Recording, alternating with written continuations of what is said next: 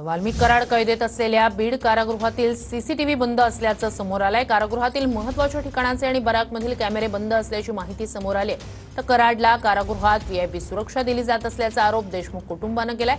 संतोष देशमुखांच्या निकटवर्तीयांकडून सीसीटीव्ही फुटेजची मागणी करण्यात आली आहे।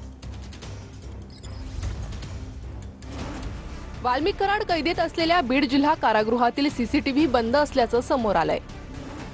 कारागृहातील काही महत्त्वाच्या ठिकाणांचे आणि बराकमधील कॅमेरे बंद आहे। कारागृह अधीक्षकांच्या एका पत्रातून सीसीटीव्ही कॅमेरे बंद असल्याचं समोर आलंय।